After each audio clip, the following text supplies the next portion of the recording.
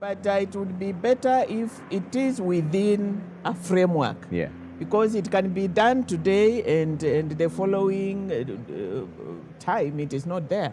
That's why we need a legislative framework for it. Okay. But that would be a good beginning if they give women those numbers. Yeah. But still, we'll need the legal framework to sustain it. Okay. Yeah. Professor Menya, what are your thoughts? Is it just patriarchy? Is that where the problem lies? Is that why we've been unable to get through the two-thirds gender rule? I think, again, it's a leadership issue still. Yeah.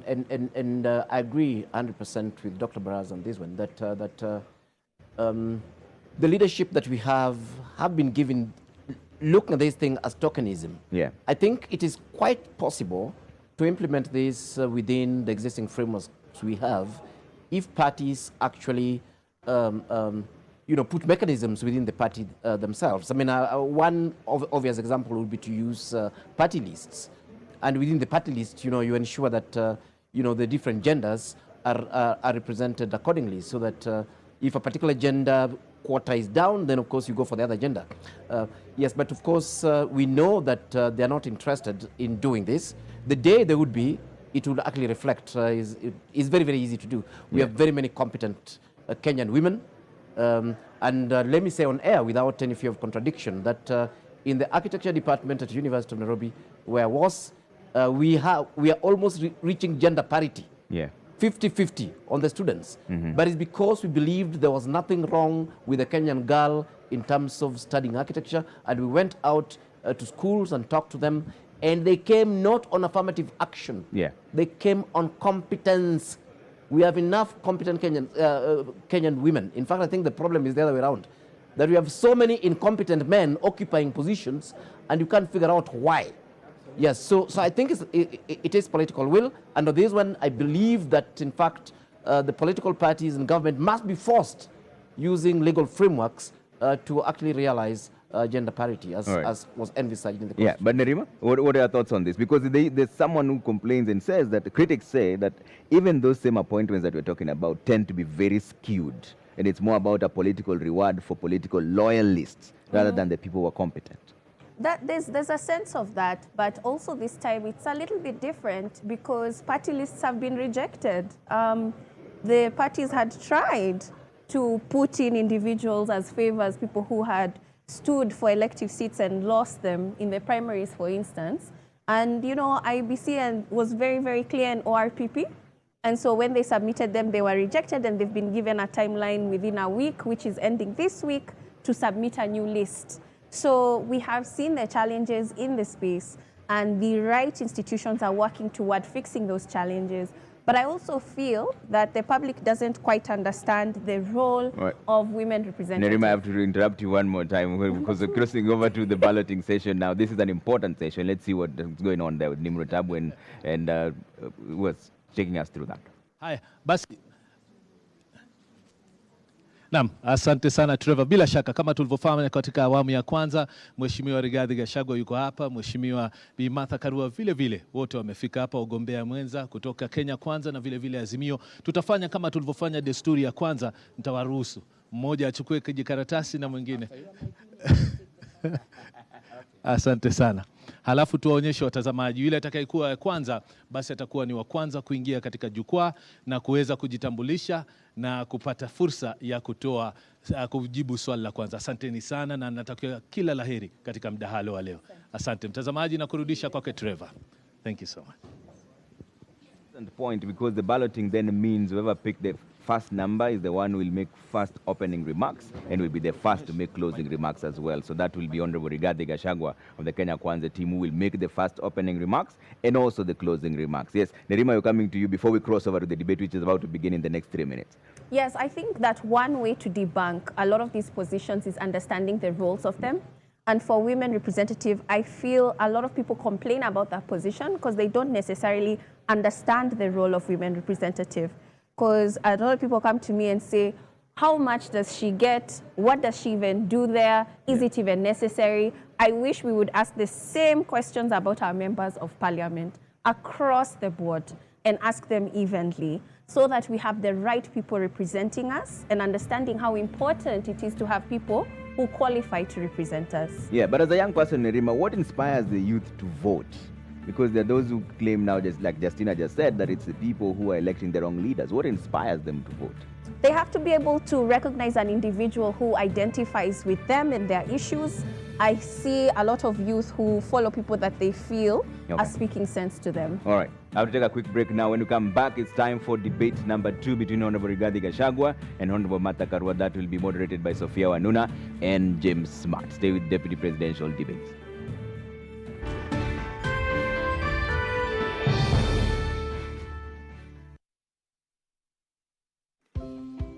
Karibu Kam. By offering market linkages, networking opportunities, and technical assistance, Kenya Association of Manufacturers assists its members to grow and scale up their businesses. Join us and let us work together to grow the manufacturing sector. Becoming a CAM member is as easy as 1, 2, 3.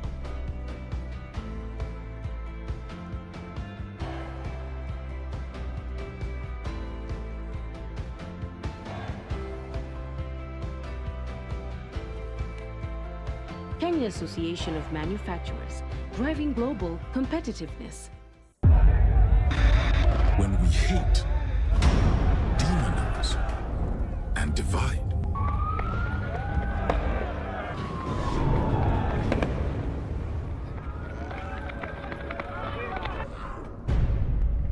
we become them and us. But when we unite in solidarity,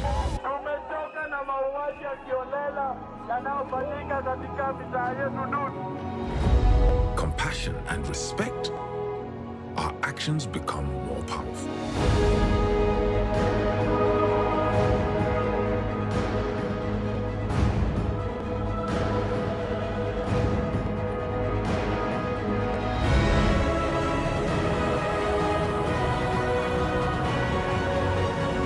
And together we can change the world.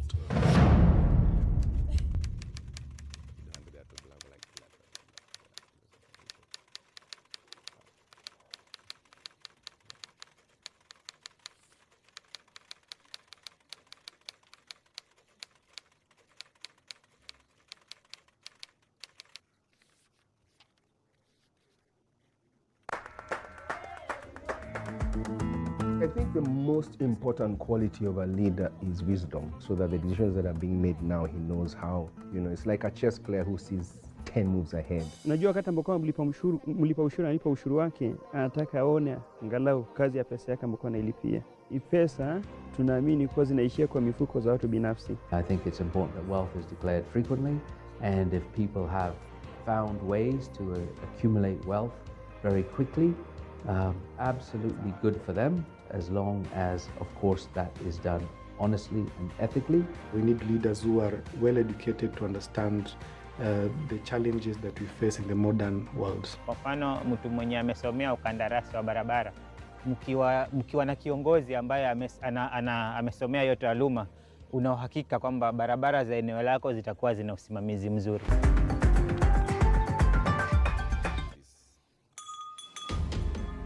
What is a secondary school in Kenya? It ranges from 106 high-cost national schools educating 3% of the learners, where you find ultra-modern libraries and laboratories, the most experienced principals and teachers, and the best teacher-student ratios. To 7,019, some barely established, understaffed, lacking basic facilities, sub-county schools, educating over 60% of learners. Given that KCSE is the most consequential examination in our education system, isn't it fair that we level the ground for all learners to excel by narrowing the capacity gaps between the worst and best schools to deliver quality education?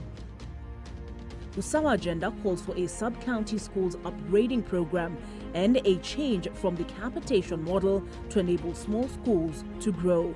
Without these, SDG 4 is a false promise to most Kenyan children. Check it. Let's talk about banking. Or let's talk about dreams and goals. Your dreams, your goals. If you're like Louise, you value doing biz with ease. Or maybe you're like Dan,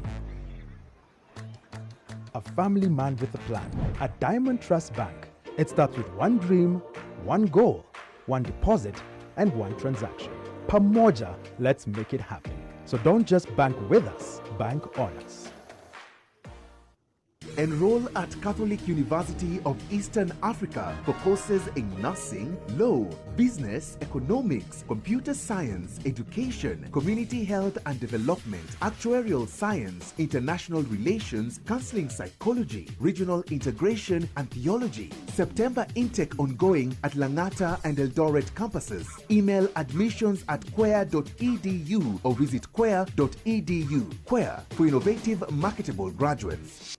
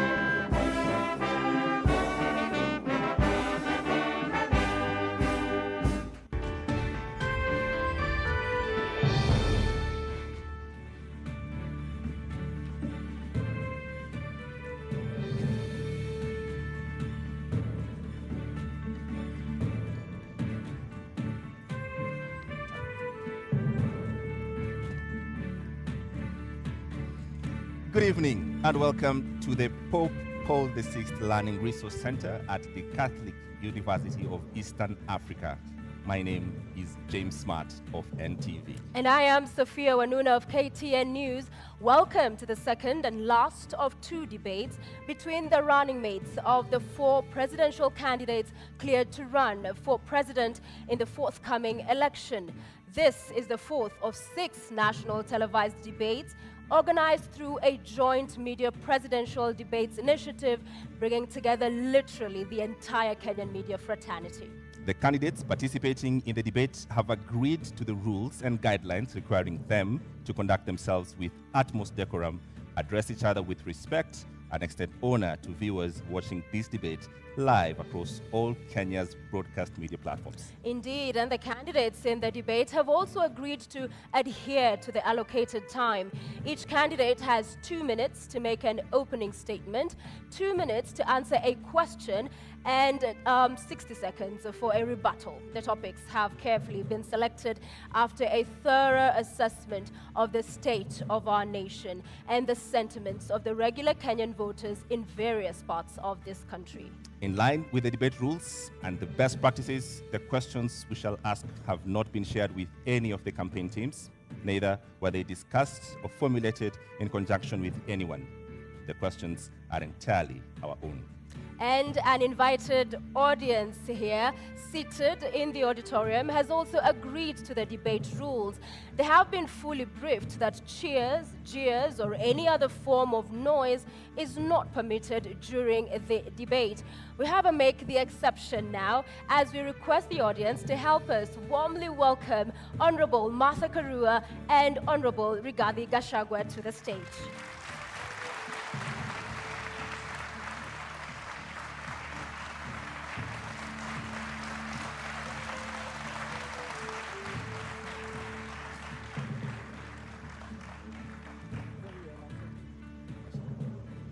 Karibuni sana.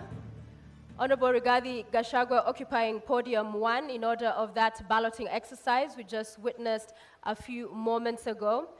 You have heard the rules of the debate, and we look forward to a fruitful engagement this evening. We'll begin with your opening statement, Mr. Gachagua, in 2 minutes. Thank you. My name is Rigathi Gachagua, born and brought up in the slopes of Mount Kenya, Herega village 57 years ago. Family is the basic unit of society and the nation. Strong families make strong nations. I'm the head of a family, and it is my pleasure and privilege to introduce my family tonight, who are here with me. My wife of 35 years, Pastor Dorcas Wanjiku Rigathi, and my firstborn son, Kevin Gachagua, a software engineer, and my secondborn son, Dr. Keith Ikino, a medical doctor, who helps me to run family business. Tonight is a defining moment for the people of Kenya. The people of Kenya are in anguish. They are in a state of helplessness. They have no food. They don't know where to get their next meal. They are devastated. They need hope.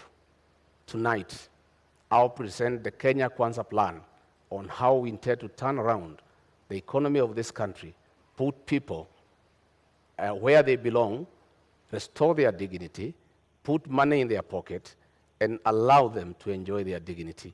I look forward to a very objective debate, no trivialities, issues, issues, issues, so that the people of Kenya have an opportunity to interrogate what we plan to do for them. Thank you very much. Thank you, Mr. Gachagua. Madam Martha Karua, karibu, now your 2 minutes for your opening statement. Thank you, Sophia. I was born and brought up in Kirinyaga, and I want to thank my parents, who are still alive, thank God, for instilling the values of honesty, hard work, community, and respect, values that hold good to this day. In this debate and in the audience, I have my family, my 2 children, Wawira and Edward, my grandchildren, 4 of them, my brothers and sisters, some of them, others are online. I represent the Azimio hope for this country. Azimio, together with Kenyans of goodwill, is out to rescue this country from the stranglehold of corruption cartels. This country can't breathe. We cannot get the services that people do require because monies intended for public service are going into the pockets of corruption cartels, who then become instant millionaires with huge bank balances. We intend to help this country, to help citizens get their country back, and all the resources of this country will be utilized for the best interests of the entire nation, not a select few. I am here to discuss those issues, and I am glad that my opponent is also talking of issues, which is what we have been calling for in our campaign. I'm able, ready, and willing. Thank you very much, candidates, for your opening statements. Let's introduce the elephant in the room and start this debate. The question of the deputy president. It has dominated public consciousness in the last 5 years. I'll start with you, Honorable Rigathi Gachagua. What kind of a deputy president will you be? You have 2 minutes. I come from a background of management. I have been in public service for 15 years. I've been in private sector for 15 years. I've been in legislation for 5 years. That gives a 35-year experience of public service and engaging with the people. I am a hard-working man. I'm very passionate. I have zeal to serve. I'm an active man. I wake up early. I don't take alcohol. I have all the time and the commitment to put my all to serve the people of Kenya. I have a very good idea of what I need to do to assist my candidate, Dr. William Ruto, in the management of the affairs of this country, give him backup, be available, move around the country to implement development programs, listen to all the people. If you have noted, we have gone around the country in all the 47 counties and held economic forums, listened to the people, had very extensive consultative process of what the people of Kenya want from us. And that informed our manifesto. And we were not surprised that critics were saying our manifesto is too detailed and meticulous. It had to be, because it had to capture the issues, the aspirations of the Kenyan people, what they want us to do for them. And our manifesto is a clear plan that is informed by what the people of Kenya want us to do for them, to dignify them, to improve their quality of life, and to give them a chance to prevail and be men and women of substance. Thank you. Honorable Karua, the same question. What kind of a deputy president will you be? I'll be a deputy president who is respectful of the Constitution, of the people of Kenya, of my principle, and a person who will obey the rule of law and do the best to support my captain to deliver for this country.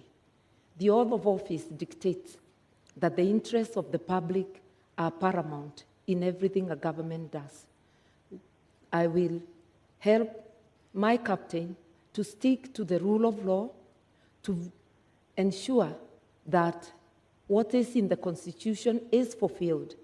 Our Constitution dictates that we adopt a social market economy where social justice is in the forefront. That is why Article 46, not 47, talks of socio-economic rights. You will notice that in our manifesto, we are talking about giving social support to those who cannot have any income, who do not at the moment have any income. And that's one way of fulfilling the promise of the Constitution and ensuring that Kenyans live in dignity, especially those who cannot afford the basics of life. I will therefore serve with honesty, and my track record speaks of that I have been a consistent public servant who does her work in the manner prescribed by the law, with honesty, with dedication. I will devote 100% to the people of Kenya. All right. The question on the deputy president, it's public domain, that the current president and his deputy are reading from two different scripts. In the last 5 years, we've seen that effect in public domain. Rigathi Gachagua, if that happens, what is your view? How should that be solved? How should that be sorted? In my case and Dr. William Ruto, that will not happen. Both of us are strong-willed leaders who respect each other. None of us suffers from inferiority complex. At no time will William Ruto ever punish me or mistreat me because he has no reason to. I'll support him to be president, and he'll reciprocate that support. Between me and him, we are in agreement that we have no time to quarrel or disagree. We are inheriting a dilapidated country, a country that is on knees economically, a country that is facing an economic shutdown. We have no time for sideshows. We have no time for personal differences. We have no time for inferiority complex and competition that is unnecessary. We have a job to do. We are inheriting a 9 trillion debt. We are inheriting 6 million young people who have no jobs. 14 million Kenyans are in CRB. We have such a huge task ahead of us that it is unimaginable that Dr. William Ruto or Rigathi Gachagua would digress on personal issues and petty matters to disagree at all. Each of us has a job well cut out. I have already been assigned to work on the economy. I have gone around the country listening to the people of Kenya. I have been to each and every county, and I brought those views that informed our manifesto. Going forward on election, our job is well cut out from day one. We have to implement our plan that is ready, and we have no time to disagree, to quarrel, to have different opinions. We are too busy to even imagine that we can disagree on any issue. We are brought together by a convergence that we need to serve the people of Kenya. And both of us love the people of Kenya and the ordinary people. And Honorable Karua, as I come to you, I mean, at the beginning of the presidency now, as we have it in 2013, it would have been unimaginable that would be today witnessing the kind of fallout we are between the president and his deputy. So for you, how do you execute differently and ensure we do not see this kind of bad blood drawn out? I think even when people have differences, because it is not possible for human beings to always think alike. That's why even our Constitution acknowledges diversity of opinion. It is imperative that all debates or disagreements or arguments on issues happen in-house, and what is brought to the public must be the result, the agreement on the positions. And I think I'm very well prepared, and I'll continue to pray and address my mind that, one, the overall leader is the president. I am the principal assistant. With that in mind, that I'm a delegate of the president and can be required to do any work to support the presidency and the administration, I'll be ready, and I am ready. I have served as a cabinet minister for 6.5 years. A cabinet minister is a delegate of the president. A deputy president is a first among equals within cabinet in being a delegate of the president. It's not a different position. We will be able to moderate any differences of opinion on any issues and to focus on serving Kenyans and to be respectful to Kenyans. Arguing in public, calling each other names in public is not only a disgrace, it's also not respecting Kenyans who elected and put us in office. Yeah. So I will be very conscious. And I've been commenting on the current situation, which does not commend itself to anyone. Would you then, perhaps going by the experience this country has gone through, in terms of the architecture of the Constitution, should we have a rethink, perhaps from an elective deputy president to an appointive one, so that if things do not work out for the sake of country, then the president has that latitude? 2 minutes. Nothing wrong with the architecture of the Constitution, something wrong with our behavior. It is not that we need to amend to prescribe the relationship between the president and a deputy president. It is that we need to change our behavior, differ with respect, maintain deference for people who are above us, that even when you differ, the way you address them is in a way that tomorrow you can be able to once again sit and work together. And when it comes to my opponent saying that their manifesto or their plan was discussed by Kenyans, I want to remind Kenyans, Azimio was a product of a robust discussion, way ahead of anything our opponents have done. And my captain went around the country and he got Kenyans to express themselves, and that's how Azimio was born. That's how the agenda, the manifesto, was born. Consultative process as prescribed by the Constitution. We intend to continue with consultations, even in governance, because public participation is deeply embedded in the Constitution, which my principal and I fought so hard to put in place.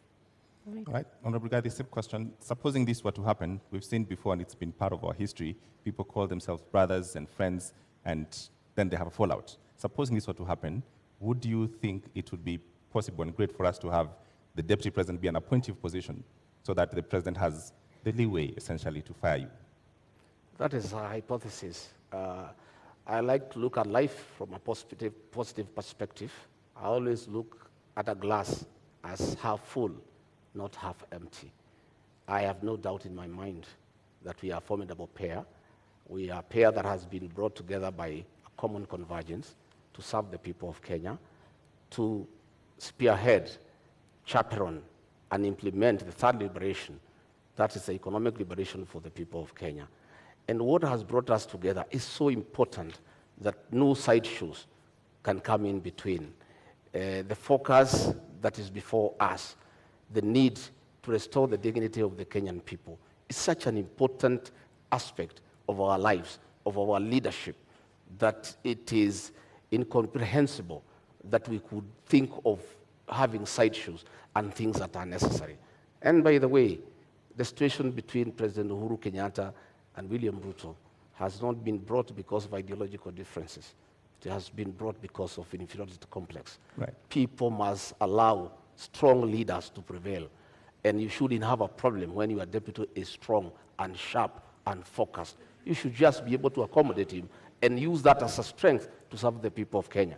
Had President Uhuru Kenyatta, in a second term, allowed William Ruto to help him manage the affairs of this country, we will not be where we are today, where Kenyans have no food, where unga is at 250 shillings, that they have to run around to look for a package to try to deal with it to save this election on their part. If he had allowed Dr. William Ruto to help him like in the first term, all the stored projects will be going on. He should have used the strength of William Ruto and harness it and use it to augment his leadership and to strengthen it for the benefit of the people of Kenya.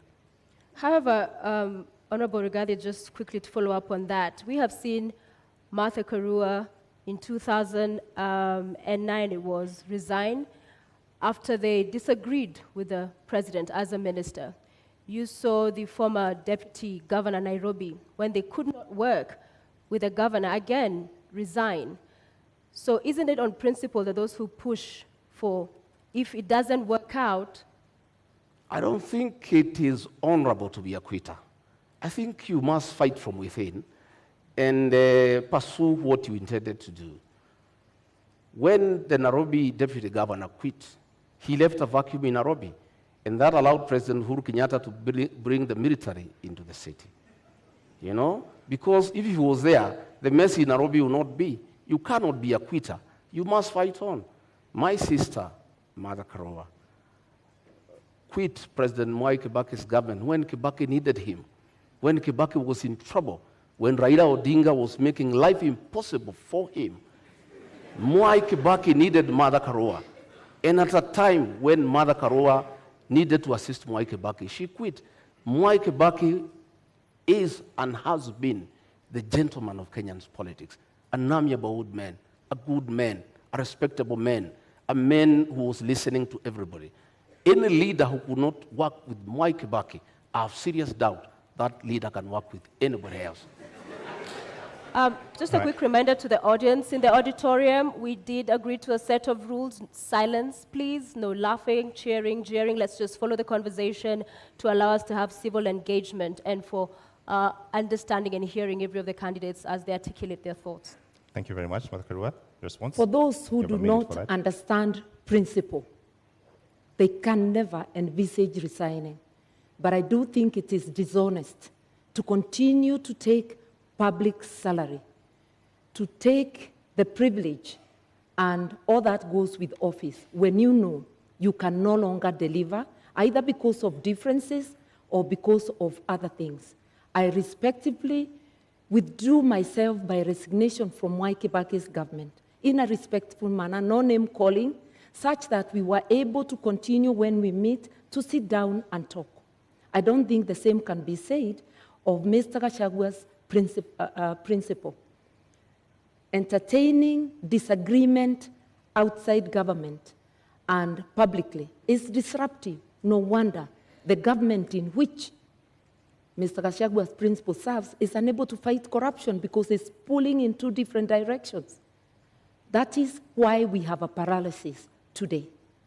Honorable Martha Karua, the question on just what happens if you disagree with your principle and if your principle should have the right to essentially let you go, should we relook at that? I think the way the Constitution is, you disagree in-house, you resolve it. I do not think there is anything that cannot be resolved unless if it's something that is unconstitutional. that is being demanded of me. I will remember the oath, my oath under the Constitution, that there are things, if they are outrightly illegal, I certainly cannot be party to. But happily, my principle is a believer in the rule of law and constitutionalism. And he is also a man who views everything through the lens of social justice. That is why we have a dignity package for those who cannot afford meals on their table. That is why we have Babacare to rescue Kenyans from lack of access to medical services. If you look at our agenda, you will see that this is an agenda that talks of the socio-economic rights of Kenyans, an inclusive agenda that has every Kenyan, whether poor or rich, as demanded by our Constitution. So I cannot stand here and honestly say that we shall have the same position on all things. That never happened, not even in Mwai Kibaki's government. But in 6.5 years which I served, I never publicly berated the government that I served or the president that I served. I just said my hands were tied and I withdrew. My principle differed with Mwai Kibaki, but all he said to the public is that I was not consulted. How they went back room and resolved, we never know. We only know they came out with a unanimous decision. That is what people who have respect for the public do. People who have respect for their offices do. But holding an office while not serving is dishonesty. Honorable Gachagua, the same question, I realized didn't respond the last time. Should this position of Deputy President be an appointive position? No. In fact, the framers of the Constitution were very clear that a Deputy President needed to enjoy mandate directly from the people. Why Azimio cannot push William Ruto to resign is because William Ruto is not an appointee of President Uhuru Kenyatta.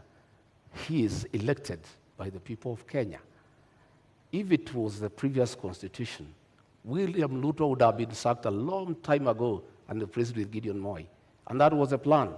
The plan was to provoke him, intimidate him, humiliate him, persecute him and his friends and his allies so that he could quit government and allow President Uhuru Kenyatta to appoint somebody from a family that they share the same issues and the same values.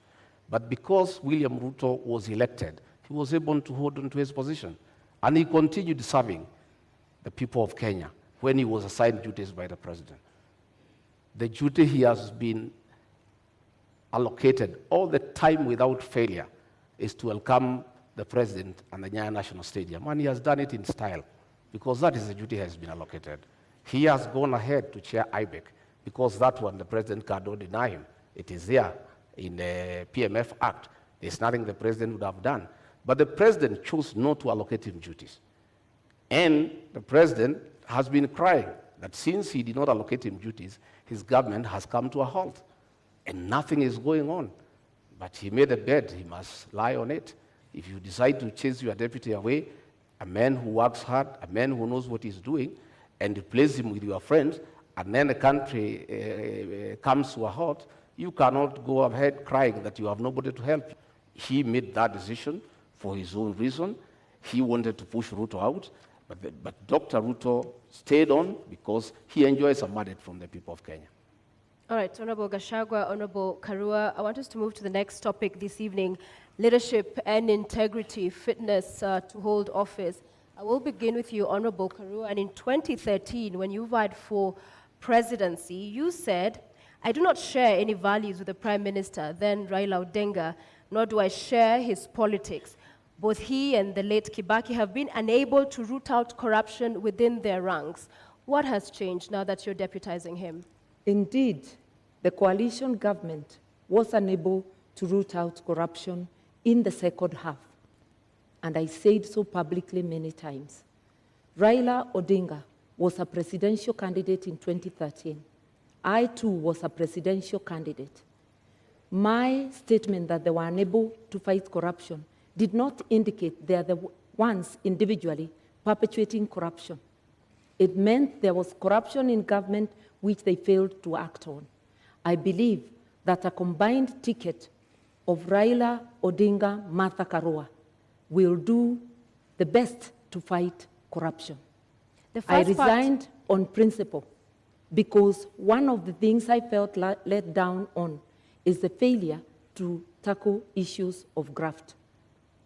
Raila was a prime minister, a co-principal, the late President Kibaki was the first among equals as the president. Whatever dynamics, I do not know of. But it is recalled that shortly after that election, I worked with Raila. Na Kenya and I were friends of NASA, not NASA, of CORD. And we worked together until 2017, when I decided to run for governor and supported Jubilee. We have been able to work together, have a history of working together in our 30 years of being in active politics, and I know that his policies align with mine. I did mention that we both view our actions through the lens of social justice, and that is what has drawn me to work with him. Just a quick 1 minute, I will add you on your time that when you said I do not share any values, you've addressed the issue of corruption and graft, but you do not share any values and even agree on his brand of politics. What do you say to that? Because values, this is... As of that time, I felt I did not share anything with him. And remember, we were candidates. There is no way you will praise the other candidate. But I can assure you that it is not because I thought he personally was responsible for any wrongdoing, nor did I feel that President Kibaki was personally responsible. But there were rogues within government they failed to act on.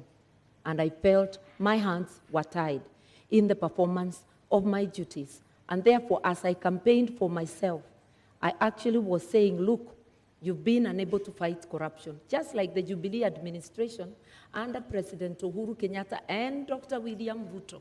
And they are still in government together up to now. And we saw Dr. Ruto attending cabinet a week ago. They've been unable to fight corruption. You can't hold one side of government and say the good one is mine and the bad one belongs to the other person. That's doublespeak. Honorable Gachagua, just Sophia, moments. I think Honorable Mother needs to come through to the people of Kenya on being consistent. Honorable Mother is on record saying that Raila Odinga and President Uhuru Kenyatta should retire together. Not a long time ago. She seems to have changed her mind that they shouldn't retire together. In fact, that President Uhuru Kenyatta should continue governing through proxy, and Raila Odinga should purport to govern as a proxy of Uhuru Kenyatta. At what time did she running mate of Raila Odinga? She's a project of Uhuru Kenyatta. The two people she said they should retire together, she seems to have changed her mind. And it is my considered opinion, and I believe for many Kenyans, that being consistent is very important in leadership, especially the position she aspires. You need to be consistent. When you say this today, you must be able to live to it tomorrow. All right, I want to allow Martha to respond to that, but first I want to come back to you to give you another minute. A moment ago, you said that Gideon Moyo was supposed to be appointed. I want you to clear that up because, with all fairness, Gideon Moyo is not on this debate. Well, President Uhuru Kenyatta, the chairman of Azimio, in a meeting in State House a week ago, said that he nominated Martha Karua as his running mate to take care of his interests and that of his family. The president was on record, which means that Martha Karua is a project of the chairman of Azimio, President Uhuru Kenyatta, and they are both proxies with Raila Odinga. It is not me who said, it's President Uhuru Kenyatta who said. And previously, I thought that Honorable Mother had been nominated as running mate by Raila Odinga. But here comes President Uhuru Kenyatta, outgoing president, chairman of Azimio, a man who has said he's going nowhere, he's going to be around. He'll be ruling from home. He'll be consorting his project from home. He'll be continuing to govern the people of Kenya. I simply do not understand. Is Martha Karua, the honorable member, is she the deputy? Is she the running mate of Raila Odinga, the project, or is she the running mate of Uhuru Kenyatta, the project master? Okay. She's who's running it. Okay, Martha Karua is in the building. It is true that both I and my captains are projects, but projects of the people of Kenya, whom my captain consulted, and by public demand, he was called upon to take leadership. At a time our country desperately needs leadership. He has offered leadership, and I was competitively selected, unlike my friend who was handpicked. I faced an interviewing panel, and also through demands of Kenyans and many endorsements, I was selected.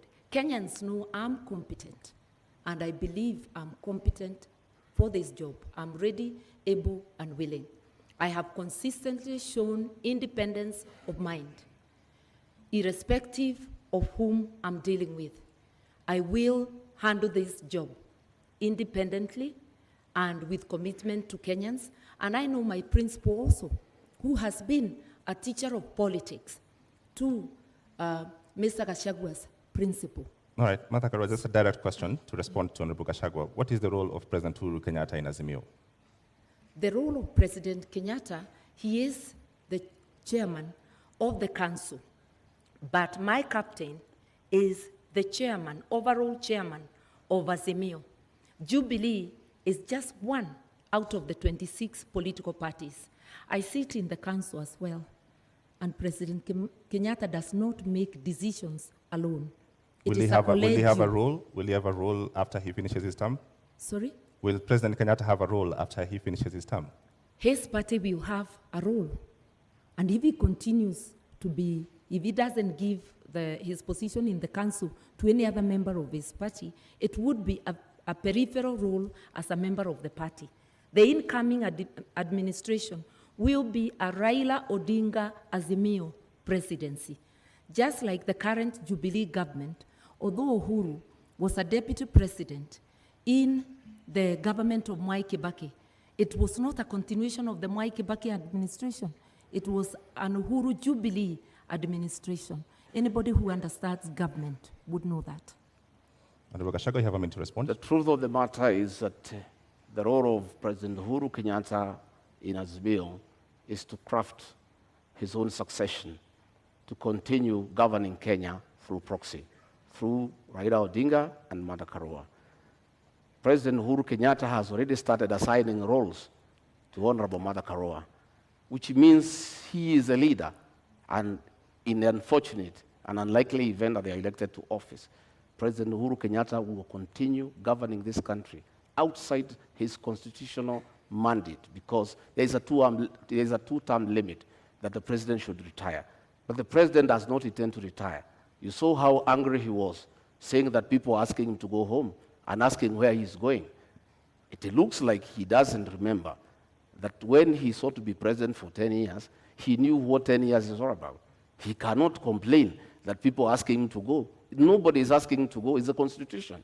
But he's trying to circumvent the Constitution to plant a proxy government, to continue governing from outside State House through Raila Odinga and Martha Karua, so that he can continue protecting state capture and conflict of interest. And Martha Karua has already been assigned that role. He was on record that she is the one he has put there deliberately to protect his interests and that of his family. All right, Martha Karua. It is important to be truthful in this debate. President Kenyatta has not publicly or privately assigned me any role. I'm sure he knows that he cannot assign any role to a minister in an administration he does not have. The person who has assigned me a role as deputy and has declared the intention to appoint me as Minister for Justice and Constitutional Affairs, apart from being deputy president, is the Right Honorable Raila Amolo Odinga. My colleagues and his captain's beef with the president should not make them use this forum or use us as candidates to fight the president. We represent the aspirations of Kenyans, and yes, Kenya needs rescue, but rescue from corruption cartels, which my colleague may know more about. On the 6th of June, Honorable Gachagua, during a Meet the People tour in your constituency, that's Madeira constituency, the people you represent there, you said that because you perceive the matter you're currently in court over to be a political witch hunt, if elected, you'd see to it that your accounts are unfrozen, build a mansion, and perhaps go ahead and throw a party in essence. Mr. Gachagua, isn't this tantamount to subversion of the cause of justice, an admission that you made in this sentiment? To start with, I'd like to tell Honorable Mother we are not here to fight President Uhuru Kenyatta. We are holding him to account on his utterances. He has said he's going nowhere. He's on record. It's President Uhuru Kenyatta who has said so. He has said that he has put her there to take care of interests. It's his own record. I don't want to respond to dignify ridiculous accusations by social media. Social media people assigned by the state have been following me wherever I go in the Republic, including my homes, to listen to what I say and twist it. I told the people of Madeira, they asked me a question. Mr. Gachagua, you bought a farm here and you have started building a house. What happened? Now that you are going to be deputy president, are you still going to live here? I told them I stopped building the house because the state froze my accounts to intimidate me and to blackmail me to support the handshake. And that money is frozen. And I cannot use it. That is why the construction of a house stopped in this area. When the due process takes place and the courts will deliver justice to Rigathi Gachagua one day, and my accounts are frozen, I assured the people of that area that I'll come and complete that house and live with them. And I'll take time to allow them to come and visit me. They asked me a secondary question. As deputy president, will you allow us to come and sit with you? I said, yes, I'm a junior elder in this community. I'll have time to sit with my fellow men over food, over a drink, and we share in the African way. I say the women in this area will come and sit with Mama Gachagua and have kesha, because my wife is a pastor and she likes doing kesha. And the women wanted to know, will they be allowed to come to the home of the deputy president to have kesha with Mrs. Gachagua? I confirmed, yes, I'll be deputy president, but I'm still the same old guy who hangs around here. A very generous person who spends all his time with the people. All right, Mr. Gachagua, you have a national audience. What is the source of the money that was frozen? Because that is the context. Pardon? What is the source of this money that was frozen? I have said many times that I'm a victim of blackmail by President Uhuru Kenyatta, whom I served as personal assistant. President Uhuru Kenyatta wanted me to abandon William Ruto and join him in fighting him, and I said no, because he didn't give me a good reason. And he blackmailed me. He sent Nancy Gitawe, his advisor, to threaten me that if I don't abandon William Ruto and join him, I'll face the music from the state. And one problem started after another. They froze my accounts, KRI froze all my companies, then they arrested me on trumped-up charges for 1.5 years, no evidence in court, nothing. I'm a victim of blackmail and persecution by Uhuru Kenyatta using the state criminal justice system to manage politics and deal with those who don't agree with him. Honorable Gachagua, with all due respect, you not answered my question. What is the source of the money that was... The money that I have is well documented. I am an astute businessman. This is money that I made during the reign of Mwai Kibaki when the economy was thriving. I made over 200 million and invested in an account. And that account has been running for the last 8 years, and nobody has ever asked me a question. In 2013, when I supported Uhuru Kenyatta, I still had the money. In 2017, when I supported him, I still had the money in my personal account. This is money I have accounted for. It's clean money. I am a good businessman. And in the fullness of time, I'll be vindicated. All right, Mata Karua. I was really hoping that my colleague would explain to us how an individual finds 5 billion shillings in their accounts. But I hope one day Kenyans will be able to know money that was transferred to his accounts in the last 10 years of the Jubilee administration. But that's for him to account. I believe as leaders, we have to be accountable. That is why there is declaration of wealth, so that as you enter office, people can know how much you are worth, and as you exit, or in the middle, they can monitor and see how you are progressing, whether it is from your salary, and if it's from business, it has to be a business that can be ascertained. I think we really need to come clean, because if you cannot account for your wealth, you cannot be a good steward of the money of the people of Kenya. So this is a question to both of you. You've brought up the subject of wealth declaration. Yeah. What are you worth, Honorable Karua? I think about just about 150 million, and that is because the 56 million I had declared in 2013 has appreciated because of the inflation. I haven't had any new properties, but I'm a person many may not understand. I'm not thirsty for land. I'm not thirsty for worldly goods. I'm happy to have a house I call home. I'm happy to have a house in my father's land. I do not look for property. Not everybody is hungry to amass. I'm hungry to do something to help my country to transform the lives of the people. Right. So if you're looking for Martha Karua to be a billionaire, no, I am not hungry for billions. Honorable Gachagua, My how much account are did you worth? not receive 5 billion. That is propaganda. I have 200 million. That is the money that is held. 200 million, 64 million. I worked in the Ministry of Lands and Settlement. 10 million, I worked in Kenya Power. 33 million, I worked in the Ministry of Livestock. Another 46 million, I worked in another organization called Patek. Up to 200 million, that is all the money. But when you set policemen to investigate, they don't understand accounts. When you save money in a fixed deposit, it leaves your personal account into a suspense account. A normal policeman looking at it, movement in and out 4 times a year of 200 million, he thinks you have 800 million within that year. So when he multiplies by 7 years, he says you have 12.4 billion. That is the folly of the kind of investigations we are having in this country. I don't have billions. I have 203 million into that account. And that is part of my wealth. I'm worth 800 million, minus the 200 they are holding, another 600. So just a quick follow-up on that, Honorable Rigathi, because the charges you are facing are as a result of trading with county governments. What's your position on public officers doing business with government, whether at the national level or at the county level? By the time I've done all my businesses, I was not a public servant. I was a private individual. I have no conflict of interest. I was a businessman.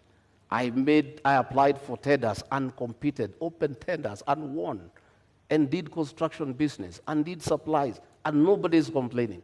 Today, those charges against me, no evidence in court, nobody is willing to record a statement. Clean business.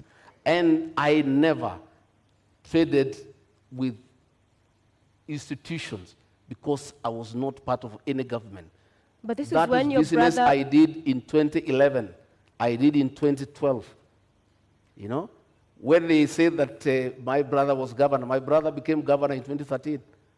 I did business in 2008, in 2009, in 2010, 2011.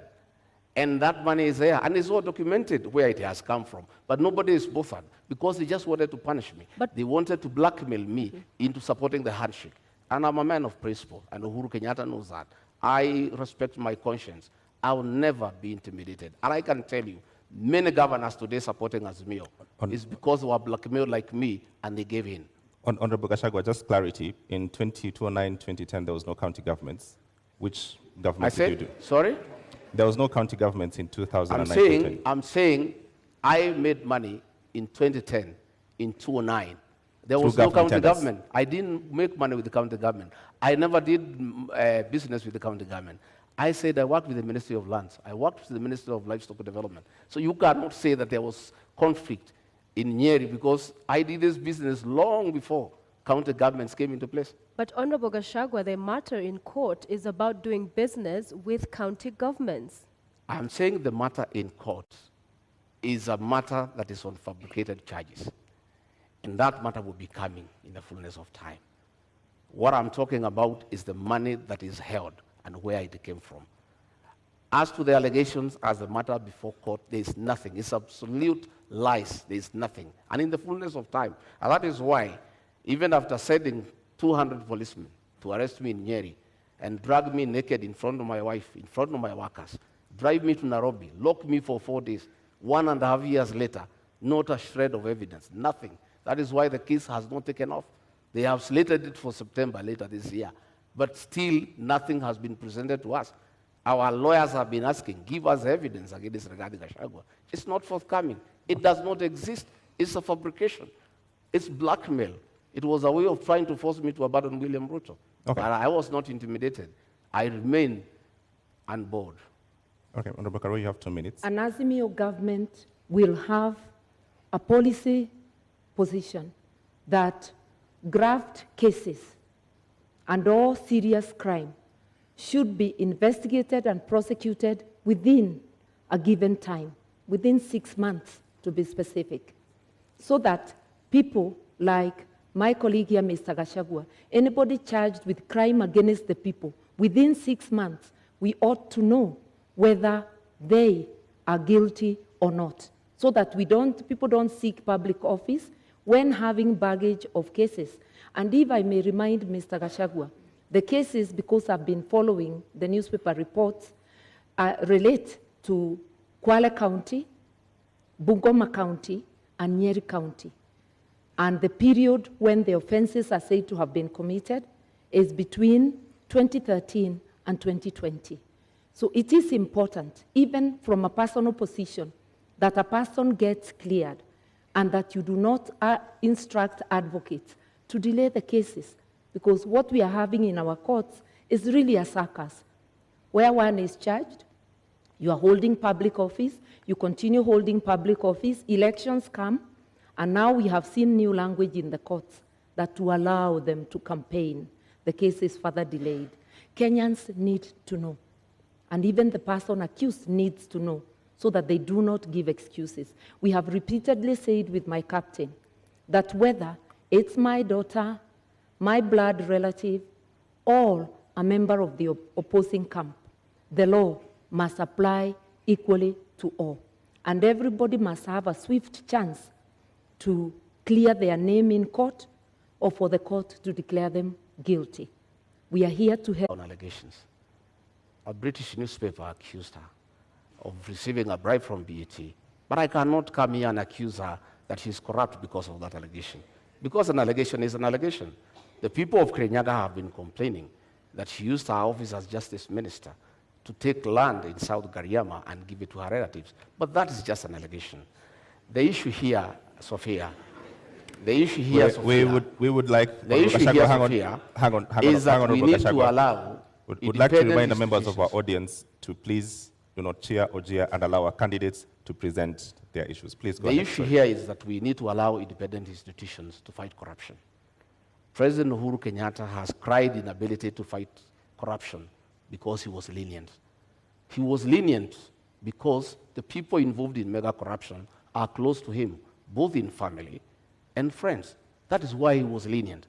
But had he allowed independent institutions to fight corruption, the issue of leniency would not arise. Had he allowed independent institutions to fight corruption without getting involved, Rigathi Gachagua would not be in court, because independent institutions will never take people to court without evidence. What the Honorable Karua is saying, that we need a law to hasten cases, is not the solution. Honorable The Gachagua, solution is to take cases to court when you have evidence. Mr. Karua, you have a minute to rebut. I just want to let Mr. Gachagua know that I do not have an iota of public land anywhere, in Kirinyaga or anywhere. I do not own land in South Gariama. I am glad he knows they're just allegations. And I challenged the current administration that is there, and I'm not in power in Kirinyaga, that if there is truth to that allegation, then they must swiftly take me to court and recover. So once you challenge those making the allegation and they don't do anything about it, then the matter is closed. The only land I own in Kenya is the house I live in Nairobi, and the house up country, which is on my father's land, and he has included my name in the title. I said I'm not land hungry, and I'm not hungry for material wealth. Those who are hungry may never understand that. Relating to BAT, it was money paid to my campaign secretariat by a donor, not paid to my personal account. Later, it transpired that it was money from a company. The matter has been investigated in UK, and the file has been closed. I also challenged the DPP of the government Gashagua's principal serve in 2016 to investigate and prosecute me. All right, so those matters is are up. allegations. Thank you very much. Time is up. But now that we're talking about funds, you all are traversing the country with choppers and legions of teams. How do you finance your campaign, Honorable Gachagua? How much does it cost? Pardon? How much does it cost to finance your campaign? Pardon? How much does it cost to finance your campaign? Oh, the sound is not working here. Sorry. I can't hear you properly. I apologize for that. Yeah. How much does it cost to finance your campaign? Well, it's difficult because we don't have a centralized command. Our campaign, we are raising funds from people, and mostly is in materials, is in donations in terms of choppers, in terms of vehicles, in terms of fuel, in terms of personnel. And really, what you need in terms of cash is not much. This campaign of Kenya Kwanza is bottom-up driven. A lot of hustlers have taken time to give their all in terms of time, in terms of materials, in terms of support in kind. There isn't much about cash. So it's very difficult at this stage to quantify and say, this is the amount that we are going to use for this campaign. What I know is that in the next 1 week or so, we'll now be talking about real figures because we have to mobilize agents, we have to mobilize vehicles, we have to get people to protect the vote. Those people need to be given allowances. That is when now we will come to the cost of the real campaign. All right, well, Martha Karua, the same question. How do you finance your campaign? Through public donations in cash and kind. We had a fundraiser just the other Friday, but the donations are a continuous process. The Azimio campaign secretariat is keeping tab. My personal campaign organization, the New Dawn Trust, is also keeping tab of all donations coming to me. And it is the organization that had received the money you asked earlier for BAT. I do not mix campaign money with my own funds because you have to maintain integrity even with donations. We have choppers donated.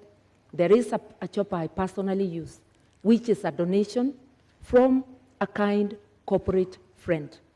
And we have many such donations. And I want to remind Kenyans, my captain, the Honorable Raila Amolo Odinga, has had choppers in his campaign even when he was out of government.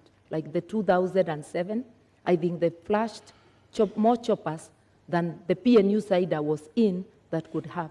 He is a man known for his capability to mobilize resources, both human and financial, for campaign. And I'm very lucky to be his running mate. Talk to us, Honorable Gachagua, about corruption and election campaigns financing.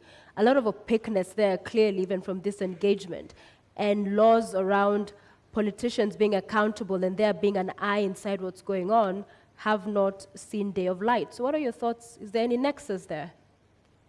Well, you know, campaigns, and you really cannot control the nations because people support a certain candidate for a certain reason.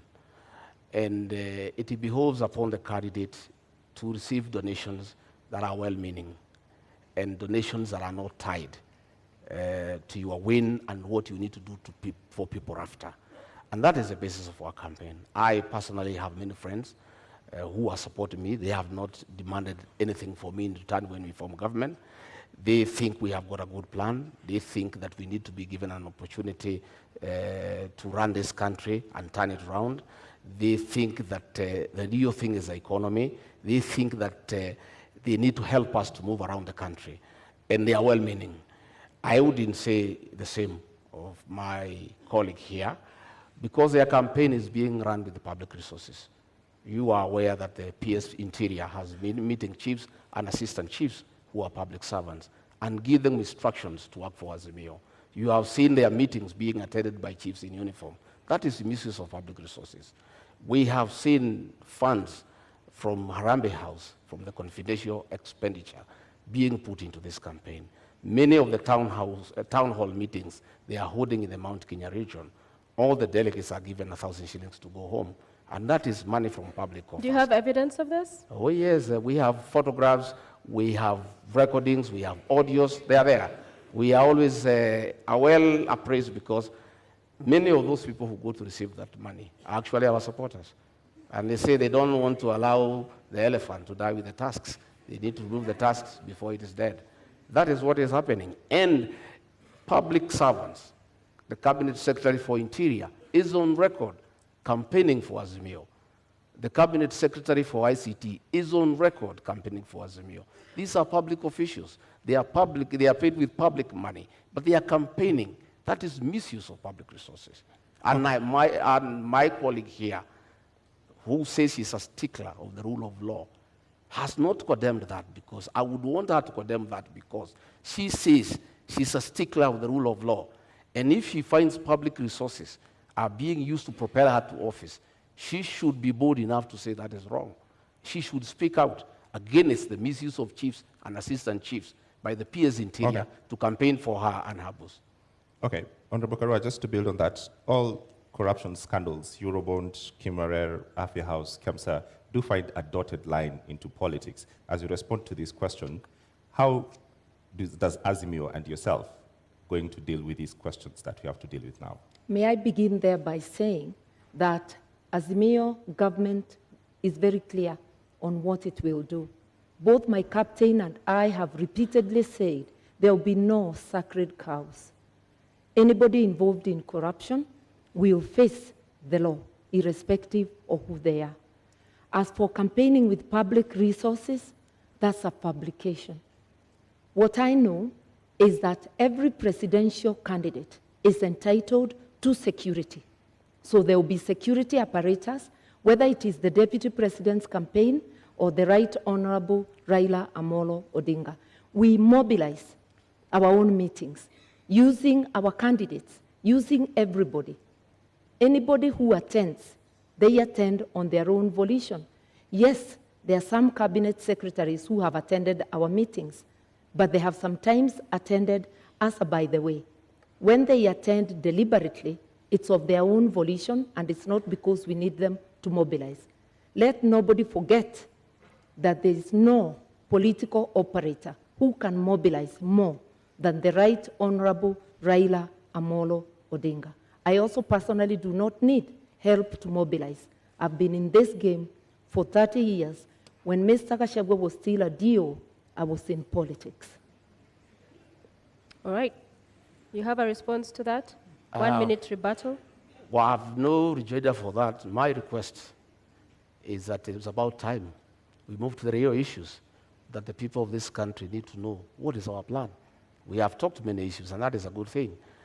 But the people of Kenya need to know, what does Rigathi Gachagua and William Ruto have for them? I'm hoping that debate will come around tonight, because it's important. Because many Kenyans are glued to the screens. They are waiting to hear. They want to know about health. They want to know about education. The public service wants to know about their issues. The police service wants to know about their issues. There are many people waiting, and I think I am guessing they must be getting information. Honorable Gachagua, we are getting to that, and corruption is a big issue in this country, where public resources... Corruption must be fought, and the real corruption is state capture and conflict of interest. What is state capture? State capture is where the people in power compete with citizens for scarce resources, where the people in power use their position to advantage themselves to get business unfairly, where people in power allocate resources to projects where they have an interest. I have an example. In the year 20, I want to tell you what is state capture and conflict of interest. This is a Gazette Notice Legal number 1112, dated 26th June 2019. In exercise of powers conferred by Section 106 of the Stamp Duty Act, the Cabinet Secretary of the National Treasury and Planning, on the recommendation of the Cabinet Secretary for Lands and Physical Planning, directs that the instruments executed in respect of the transactions relating to the merger of NIC, PLC, and Commercial Bank of Africa shall be exempt from the provisions of the Act. By a single signature, these two companies owned by the first family were exempted from paying 350 million. These are rich banks who have made money from domestic borrowing. They have lent money to government. They are in Fuliza. The owners are the richest people in Kenya. They were exempted from paying 350 million, money that can put up 35 level 3 hospitals in Kenya. That is conflict of interest and state capture. That is chronic corruption. It's worse than the corruption associated with public procurement. And that is what we must deal with. Okay. We must deal with state capture. We must deal with conflict of interest. There is a railway line between Nairobi and Nyanyuki that was put up at a cost of 3.8 billion. That railway line serves one company that supplies fuel to Nyanyuki. All right, Honorable Gachagua, thank you very much for this. Unfortunately, I cannot authenticate this document. Important. You asked me what the state capture. I'm giving you time, but I cannot authenticate the document that you just read right now. So I've seen in your manifesto that you would put a commission to investigate these crimes. Would you go after the first family? We will not go after anybody. We'll go after all those who are in state capture and conflict of interest. Who are they? But what are you saying? That will come out in the commission. I'm saying there will be a commission because the real corruption that we need to deal with, not what Honorable Mother is talking about, is state capture and conflict of interest, where the people in power have used their offices to usurp public resources to their advantage and to the disadvantage of the rest of Kenyans. You are aware that the milk industry has been monopolized by state capture and conflict of interest, where the owners of that monopoly decide how much to buy from the farmers and how much to sell to the consumers. So, Honorable. And extort the people of Kenya. Clarity for the Kenyans who are watching. At the center of government is President Uhuru Kenyatta. Are you going to go after President Uhuru Kenyatta finishes his term? I have said we are not talking about individuals. We'll deal with state capture and conflict of interest. Anybody who is involved in state capture and conflict of interest will be held to account. The first family, sir. So grab the bull by its horns. Don't perhaps cut around the issue. You are talking about the first family. So in essence, you are saying you will go after them. Isn't that true? I am saying this is state capture. I've given you an example. You will feel for yourself what needs to happen. All right. And I am saying that is what we need to deal with. You know, state capture. And that is why the president will say he is lenient. He cannot deal with state capture. He cannot deal with conflicts of interest. Okay. He can't. Thank you very much. Have 2 minutes. I want to help Mr. Gachagua. State capture is the repurposing of the state to serve individuals rather than public good. And corruption cartels in this country, whoever they are, have strangled the country. I opened by saying Kenya can't breathe. Our health services, their money is taken. The money for agriculture, for fertilizer subsidies, money for building dams such as Kimwerel, Arol, Galana Kularu, which was supposed to help Kenya feed itself. That is what state capture is about, that every penny intended for the public, a majority of it is ending up in people's pockets. This is not about families or individuals.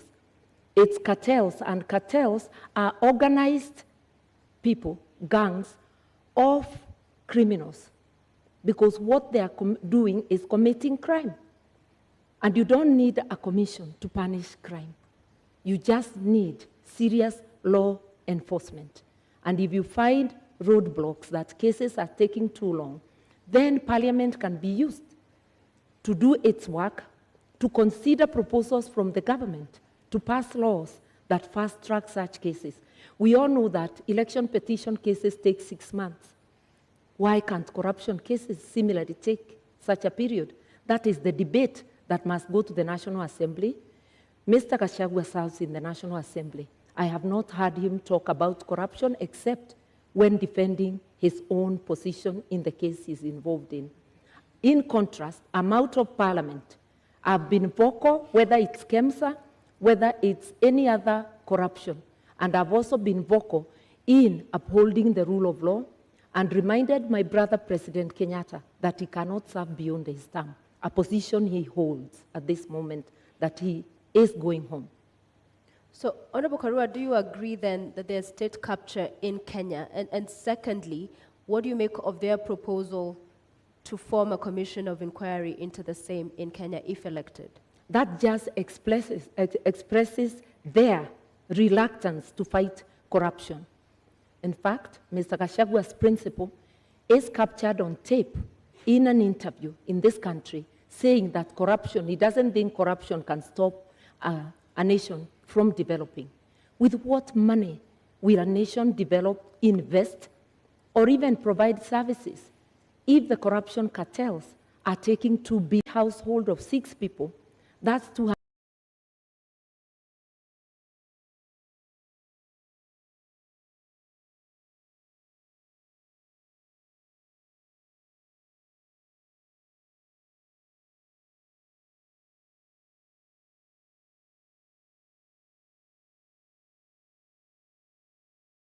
$140, 2 packets of unga at the discounted price of 100.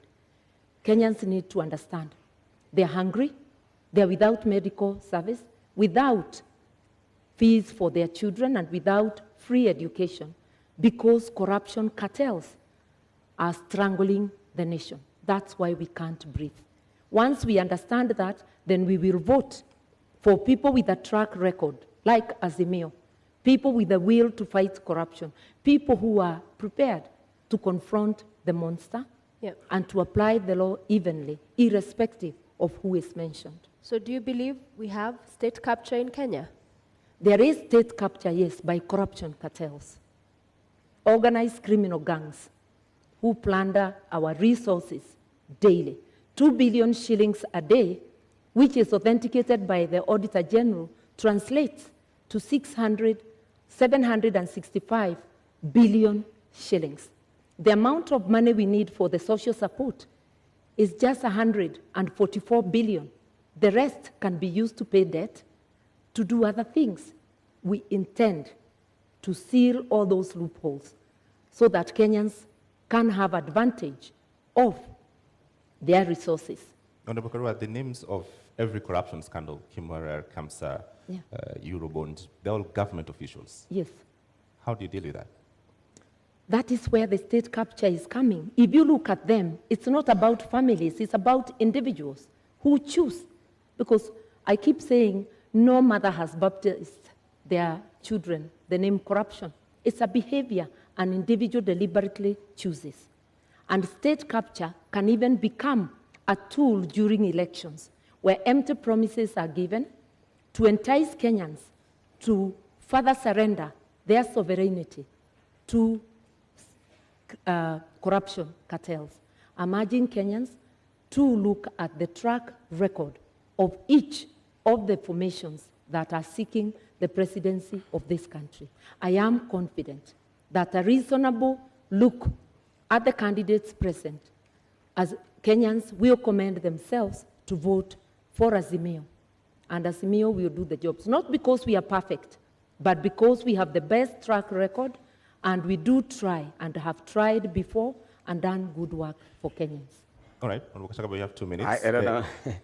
I don't know whether the Honorable Mother has taken time in their meetings with the chairman of Azimio to ask him. He said he's in charge of this country. He knows everything that goes on. Then he went ahead to say that 2 billion shillings is stolen daily. I don't know whether in her meetings with the chairman of Azimio, she has tried to find out from him who steals this 2 billion and why he has done nothing about it. In terms of fighting corruption, our manifesto is very clear. Our plan is sound and is in accordance with the Constitution.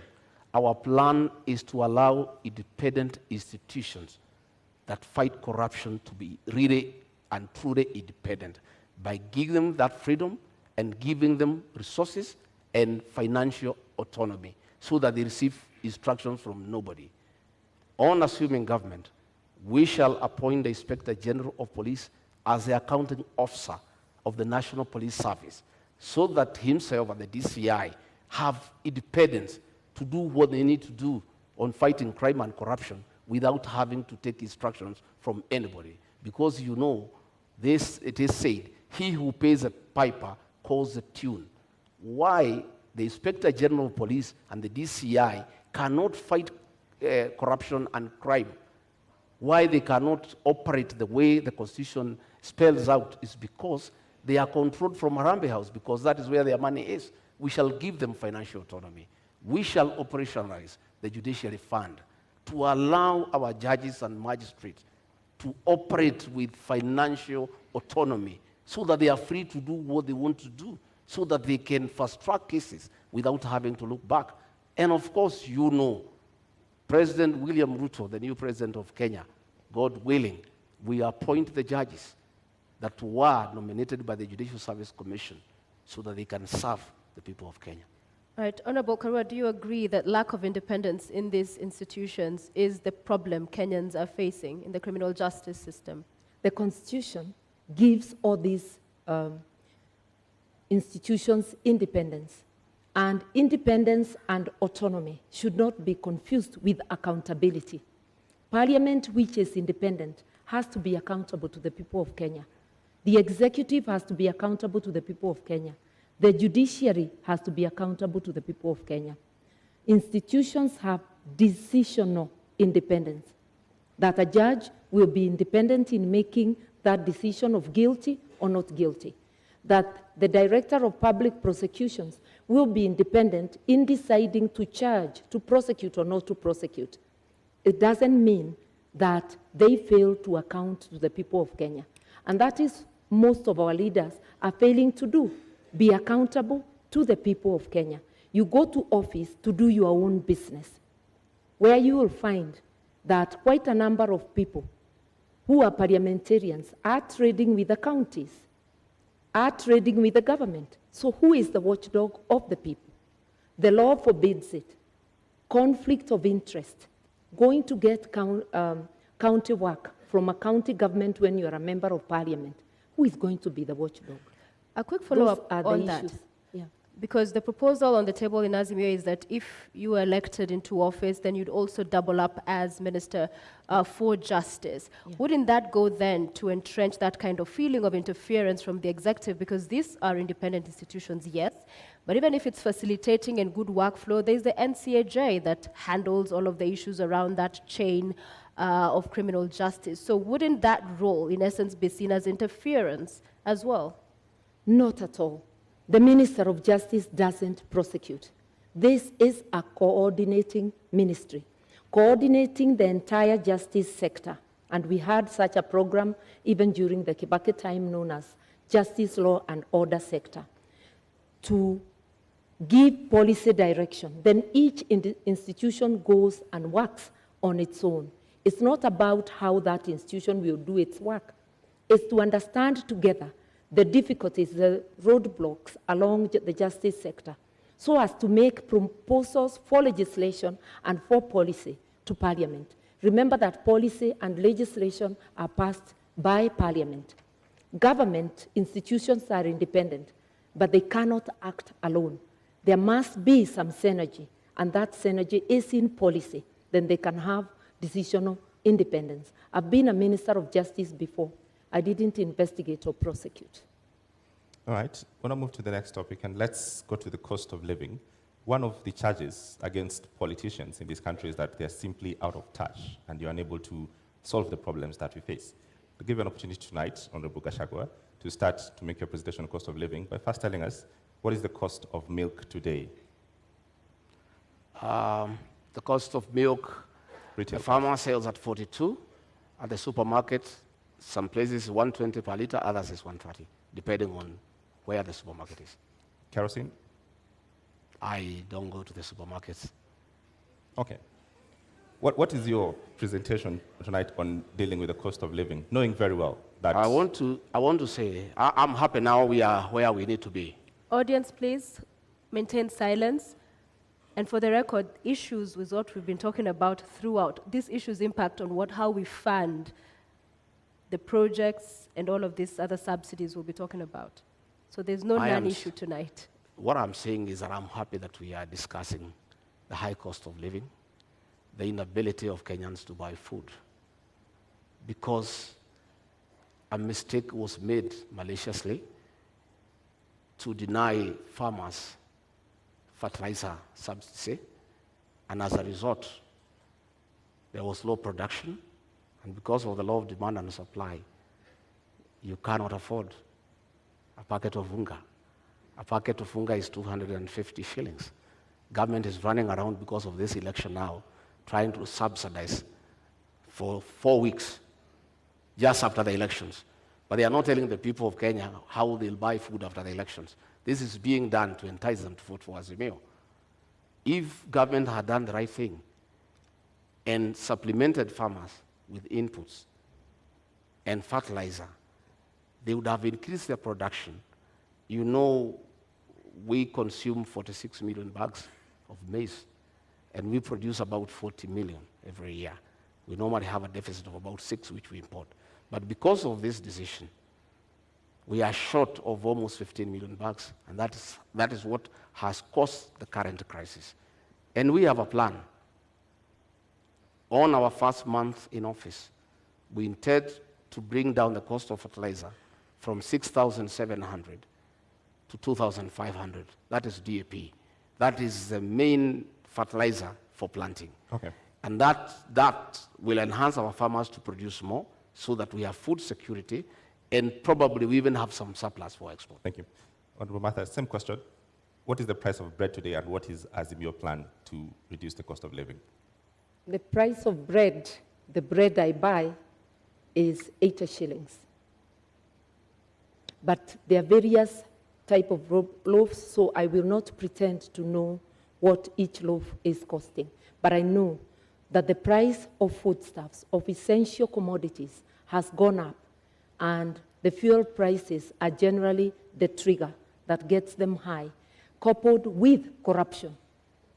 My friend, Mr. Gachagua, is talking of their government giving fertilizer subsidies. He is in Jubilee, and therefore part of Jubilee government.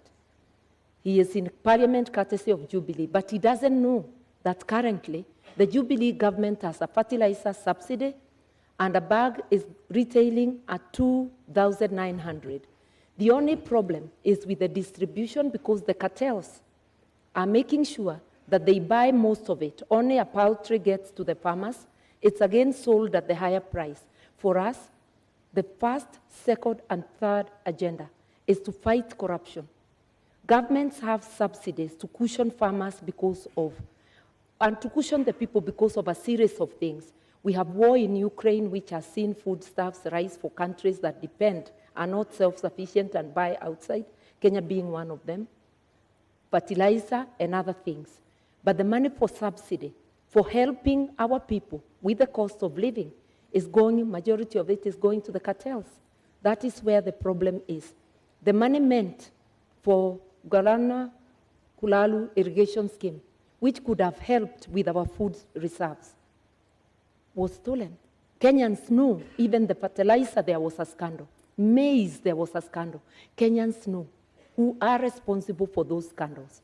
And Mr. Gachagua is also aware. And together with his captain, they may know more. All right, since mother, who is actually my mother, my late mother is Mother Karigo.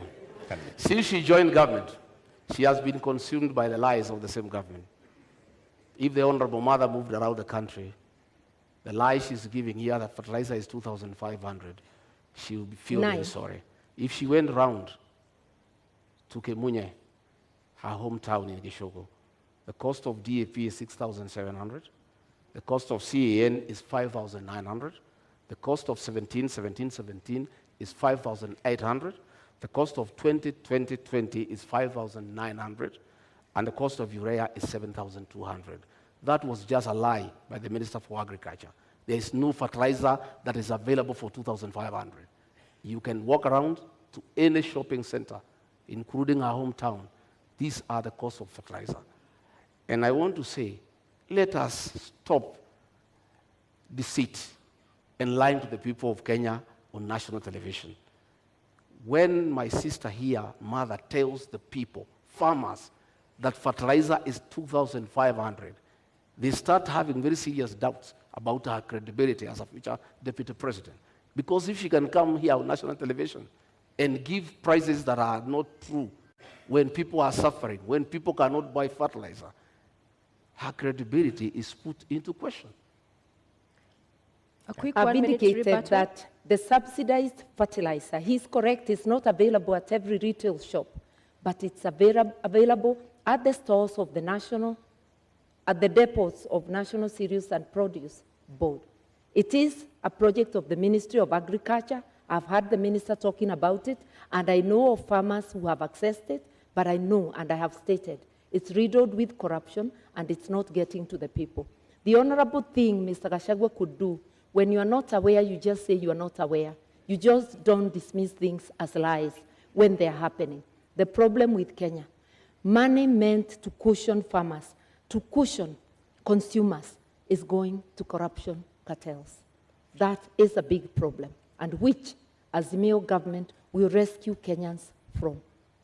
All right, I'm going to give you all 1 minute each to talk to first 100 days on how you'll deal with the cost of living. I'm aware 100% there's no fertilizer anywhere for 2,500. I'm a bottom-up man. I move around this country. It's simply not available. In the first 100 days, we want to do several things. One, bring the cost of food down, bring down the cost of living, bring fertilizer subsidies from 6,700 to 2,500. How will you do that, sir?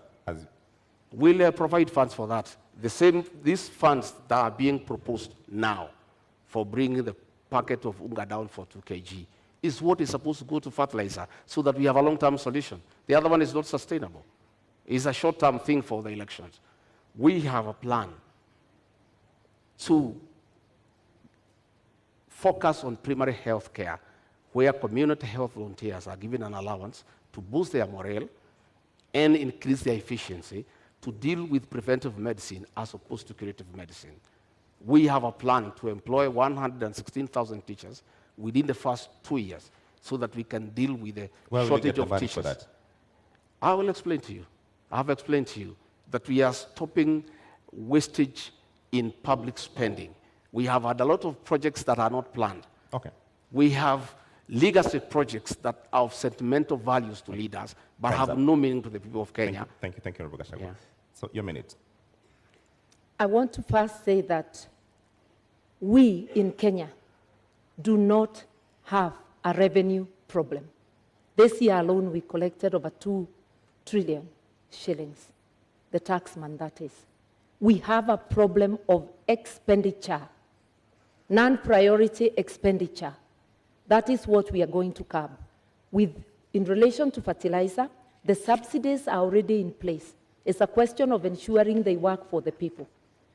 It's ensuring that the subsidy for unga continues to the time there will be harvest.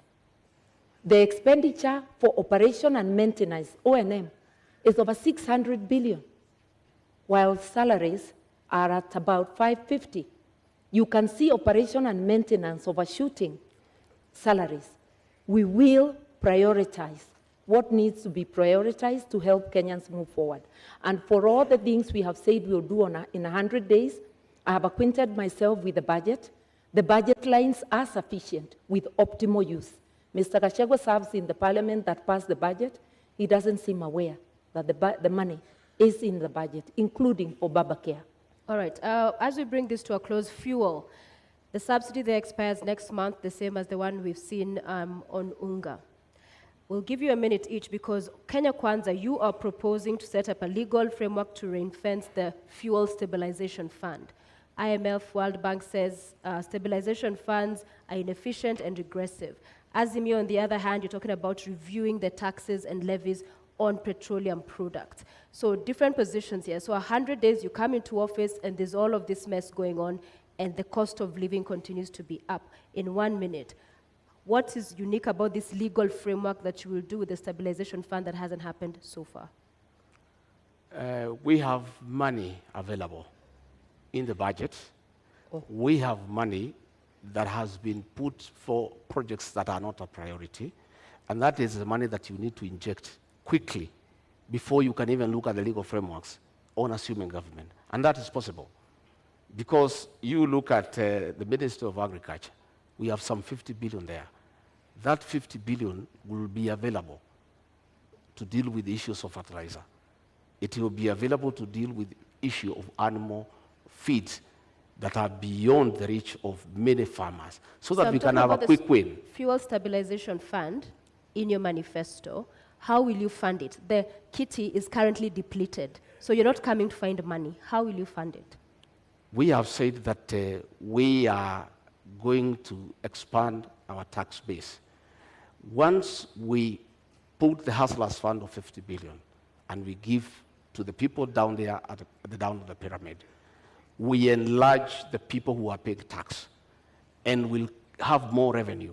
And this is the money that will be available to the people of Kenya. Number two, we are talking about the issue of domestic borrowing. We are paying 600 million every year as interest from domestic borrowing. Once we stop that domestic borrowing, this money that is going for interest every month will be available for this one. I'm glad he adopts my position that there's money in the budget, but that's as far as we go together. We part on how to do it. We will ensure that there is physical discipline so that non-priority spending is dropped and we go to priority spending. And I've given example of operation and maintenance, which is at 600 billion, while salaries are less than that. That is totally unacceptable. We will also fight corruption because money for fuel subsidies, there are a lot of cartels in the energy sector. We understand this. We will target those places and press the areas we need to press to immediately stop the leakage. Within 100 days, we will be able to do this and much more. We have actually been looking on what we need to do on day one, because Kenyans are not going to be patient. They are already suffering. They cannot wait for commissions to be formed. They need actions. Right. Azimio is ready to go. Ladies, gentlemen, our 90 minutes debate is up. It's time for our closing statements. And we begin with you, Honorable Rigathi. You have your 2 minutes starting now. Thank you very much. I want to ask the people of Kenya to give us a chance to sort them out and put money in their pocket. We want to ask the people of Kenya to give us a chance to empower the small business people by giving them affordable credit to be able to expand their businesses. I want to ask all those people with pending bills to know that in the first 90 days, we shall float a bond for 500 billion to pay all the pending bills so that their homes are not auctioned. And by action, that 500 billion, by injecting into the economy, it will spice up the economy. I want to tell the people of Kenya, by giving us a chance, we shall look at the terms of service for the public service and the police who are suffering and who need to work when they are comfortable. I want to tell the people of Kenya to give us a chance to bring reforms to the NHIF program so that every Kenyan has an NHIF card so that when you go to hospital, you are able to be treated and go home free. I want to ask the people to know, the people of Kenya, that William Ruto and I have a plan for them. I want them to give us an opportunity to work around this economy, to spearhead the third liberation, that is to bring economic changes so that we can create wealth. We can make the people of Kenya wealthy. We can give every Kenyan an opportunity to make a living. We can give every Kenyan an opportunity to make and live a good life. We want to ask them that on the 9th of August to come and vote for change. A change to bring about economic development, a change to restore their dignity and to improve their quality of life. Thank you very much and good evening. Thank you. Honorable Karua, your 2 minutes start I now. want to remind Kenyans, this election is about trust. It's about looking to see which of the teams you can trust. We offer our track record, because even when you employ a driver, you ask them for the driving license and you want to know about their record in driving. We are asking you to critically examine the teams, and if you do so dispassionately, you will come to a conclusion. I know that Azimio is the team. We will not form commissions to fight corruption. We'll go directly for the jugular of corruption cartels, apply the law across the board, and while we agree that there is need to review salaries in view of the cost of living, it's very easy to promise heaven. Without fighting corruption, without physical discipline, non-priority spending being cut out, that is not possible. But in our Zekana, with an Azimio government, we are going to do this, and together with Kenyans participating and helping us to fight corruption, we will be able to deliver our agenda to you, the 100 days agenda, and each item to reboot the economy so that Kenyans can have a decent life. While we wait to reboot the economy, for you who is unable to put food on the table, rescue is on the way. Within 3 weeks, you put an Azimio government in place, we are going to be able to send to the 2 million families that do not have any means of survival a 6,000 shilling package, which also will act as a stimulus to the economy because it gives purchasing power to 2 million families, which is like 8 million people within the country. Rescue is on the way. All right. We shall finally have our country back. Vote Azimio. All right, thank you very much, Honorable Martha Karua, Honorable Rigathi Gachagua. We've come to the end of our Deputy Presidential Debate 2022. I invite you to shake hands. Thank you very much. You've all done very well. Thank you very much.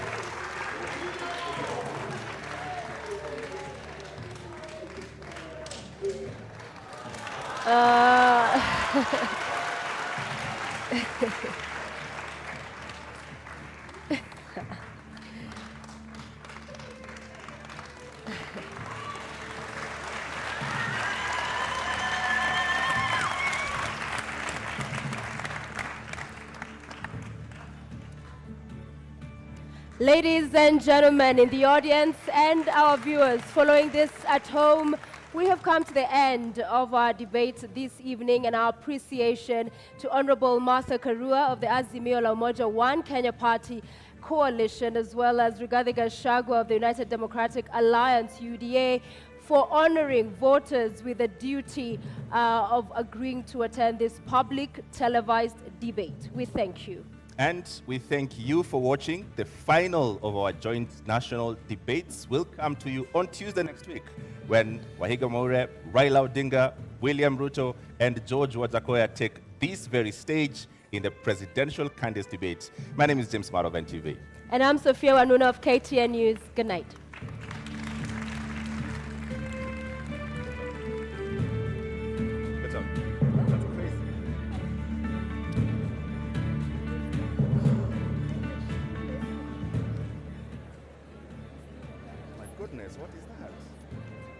And thank you all for tuning in to the Deputy Presidential Debates just moments after the second debate has ended. Prof, direct to you. Are you impressed? Were your issues addressed?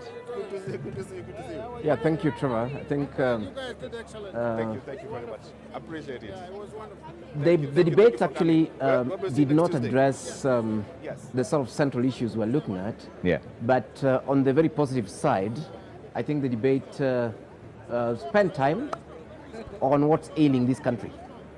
And I'm very, very happy that for the first time in history, we have two parties from inside government, so that we are able to know what's actually ailing Kenya. Okay. The theft, the corruption, the inflated government project costs, the state capture, all the way to the cases in court, to those who are who have captured the country, to those who are stealing money, that is being used, that should be used to subsidize Kenyan lives, to those who are doing business with the state, to those who are determining prices of what we buy, and so on. So I think there was very good texture. Yeah. Ideally, would have wanted to hear more about the manifestos. Yeah.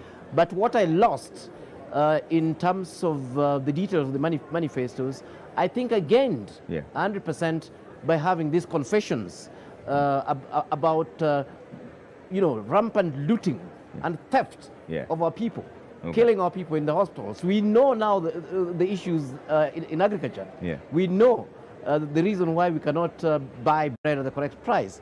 We know the cartels in the energy sector. We know all this thanks to this wonderful debate. Okay. Yes, so I really congratulate the two teams for exposing to Kenyans the rot that has become our country and the incompetence of those who are in power, who are ruling us now. Thank you. Nerima, you wanted to hear the how of the manifestos. Did you get your answers? Not very directly. Unfortunately, a lot of the questions that I wanted answered. So I did hear in terms of, Honorable Karua talking about the 2 million people who will be supported with the 6,000 shillings with the social welfare, touched on Babacare. And I did hear Honorable Rigathi talking about the Hustler Fund. I mean, it's 50 billion shillings. But then just because you give people resources, he talked about the pyramid and it going down, and we know a lot of youth is where they're at the bottom of that pyramid. It doesn't mean as soon as you get money, let me tell you, you're paying back your loans. Because a lot of people right now are living on debt. So they are going to be repaying that. So it's not going to be that easy. Nerima, hold on 1 second. Let's cross over to Martha Karua, who's just finished the debate. And she's mtazamaji popote pale ulipo, kilicho na mwanzo kosi mwisho na hatimaye mdahalo umetamatika, na hapa nipo na Bi Martha. Bi Martha, shukrani za dhati kwa kutenga muda wako na kujiunga nasi. Ningependa kujua hisia zako ni zipi? Mdahalo umekwenda vipi? Je, umeafikia matarajio yako? Nafikiria nimeafikia, umeenda vyema. Tumedebate bila balaa yoyote, tumeendelea vyema. Naam, shukrani sana na nakutakia kila laheri na kwa heri. Na mwenzangu Nimrod Tabu bila shaka atakuwa anajiunga nasi baada muda usiokuwa mrefu akizungumza na mgombea mwenza wa UDA Rigathi Gachagua, na atakuwa anatueleza je, hisia zake ni zipi, na je amefikia matarajio yake, je ameweza kuwashawishi wa Kenya kumpigia kura ifikapo Agosti 9. Nimrod, kama unanipata, naam, labda tu tujiongee upande huu. Pole. Naam, asante sana. Bila shaka ni mdahalo ambao umekamilika. Tumezungumza na mgombea mwenza wa kwanza. Wacha tuzungumze na Mheshimiwa Rigathi Gachagua. Mheshimiwa Rigathi Gachagua, dakika zilikuwa ni saa lizima na dakika 30. Unajihisi namna gani baada ya mdahalo huu? Nimefurahi. Ilikuwa mazungumzo tumepata kuongelesha wa Kenya, lakini sijari kwa sababu tulitaka tupewe nafasi kuongea juu ya maneno na masuala ambayo yanahusu wa Kenya, mambo ya uchumi. Tungetaka tuongee mambo ya afya, hatukupata nafasi. Mambo ya housing, hatukupata nafasi. Tulitaka tuongee mambo ya public debt, hatukupata nafasi. Tulikuwa tumeambiwa hayo maswali yote yataulizwa, lakini tumekaa sana kwa maswali moja mbili, lakini yale maneno ambayo yanahusu wa Kenya, hasa bei, gharama ya maisha, hatukupata nafasi ya kujadiliana. Natumai kwa waandaji wametoa fursa hii kwamba mdahalo mwingine ambao utakuwa juma lijalo, pengine nafasi hiyo itatokea. Lakini pengine kwa kifupi, kwa wale ambao hawajakata shauri jinsi watakavyopiga kura tarehe 9 Agosti, je, unahisi kwamba umewafikia? Nafikiri Wakenya wengi sana wameweza kunisikiza kinaga ubaga, na nimepata nafasi nzuri kueleza hao mpango wetu ya kwamba katika Kenya Kwanza tunaweka sana maanani mabadiliko ya kiuchumi, tukilinganisha na wale wengine ambaye wanataka mabadiliko ya katiba. Na Wakenya nikiwasikiza pahali pote nitatembea katika Jamhuri la Kenya, masuala ya kiuchumi ndio yanatatiza Wakenya na ndio wanataka suluhisho. Nimeweza kuelezea, lakini kwa kifupi kama ningepata nafasi ya kutosha, tuko na mpango mzuri sana ambaye tungepata nafasi ya kueleza Wakenya, lakini hakuna shida kwa sababu tunaendelea na mikutano. Kesho nitakuwa Murang'a, niko na mikutano 7. Kesho kutwa nitakuwa pande ya Nyandarua. Tutaendelea kueleza Wakenya na tutapata nafasi ya kukutana na hawa na kueleza yale ambayo tumewapangia. Asante sana Mheshimiwa, pamoja na familia yako na wote mliokuja, asanteni sana kwa kuwa pamoja nasi. Mheshimiwa Rigathi huyo pamoja na wale waliokuwa wakimsindikiza baada ya kuhudhuria mdahalo huu. Trevor Ombija, najua bado ukeli na wageni wengi tu ambao unataka kuzungumza nao, wachanganuzi kuendelea na masuala yaliyokuwa yakijadiliwa ukumbini. Trevor. Asante sana Nimrod Tabu, lakini kwa sasa tupitie kwa Ken Mijungu na Michelle Ngele mwanzo. Ken? Thank you so much, Trevor. Indeed, about 5 hours and 45 minutes already going. I mean, 4 candidates here tonight. A very exciting debate. To help Kenyans just understand, Michelle, what exactly are they choosing from? What ideologies? What is the agenda of these candidates to them? Absolutely, and this debate happening as Kenya enters the home stretch of the 22 electoral season. All of them getting a chance to tell Kenyans what they are fit for the country's second most powerful job. And the stakes are high, Ken. 22.1 million registered voters to vote in August, which is the highest in Kenya's electoral history. Ever, and this, of course, is a consequential election. It's a transition election from President Uhuru Kenyatta to the possibility, and that possibility, Michelle, will be made on the ballot on the 9th of August. But this is not the last. Next week on Tuesday, same place, same time, we'll have another debate with now the presidential candidates. Also, 2 debates. Today also there were 2 debates. My name is Ken Mijungu from KTN. My name is Michelle Ngele Odhiambo from K24 TV. Let's take you back to Trevor Ombija. Thank you very much, Michelle and Ken. Now I panelists have 5 minutes maximum. Mirima, 1 minute, finish your thoughts on your reactions on whether you are satisfied with the debate. I think that we could have had more meat in the debate, so not very satisfied. Yeah. I feel a lot of content came toward the end. Okay. Dr. Baraza? I concur with Nerima. I think the bigger part of the debate didn't focus on the issues that we would have wanted them to focus on. A bit of electioneering there, a bit of propaganda. Came in quite a bit, but towards the end is when we had a few issues addressed. Okay. Probably it was the structure of the interviewing, I don't know. Okay. But we didn't address the real issues that we have wanted addressed. Asaska? Yes, Trevor. Unfortunately, a lot of time was wasted on rumors and allegations instead of focusing on the roles of the deputy president as espoused in our constitution, and as well as real issues that are facing Kenyans, particularly looking at the economically feasible solutions that are politically tenable. I feel like I'm a little bit disappointed in that, but at the end, for the last about maybe half an hour, 20 to half an hour, we've seen both candidates coming out, explaining their manifesto, and I've seen Honorable Martha Karua really hitting hard on the most impressive commitments on healthcare, on the social agenda for the vulnerable people. And what I missed out a lot from Azimio is if Martha could have focused more on the debt management in Kenya, because their manifesto covered that very well, but apparently that did not come up in today's debate. And on the side of Honorable Gachagua, I think he did well explaining the bottom-up economic model, mentioned the 50 billion Hustler Fund, and also generally giving us a picture on how the economy of this country used to work before, and hopefully they'll keep it to their word, keep it their manifesto. Yeah. And I think overall it's a good debate, but I wish next time I hope that they will focus more on key issues that affect the Kenyan population. Wanjiru, your quick reactions as we close? I think I concur. Yeah. But maybe I'd like to start with the tone. You know, at the outset, Honorable Gachagua obviously kept saying no side shows, until I wondered, what's a sideshow? Yeah.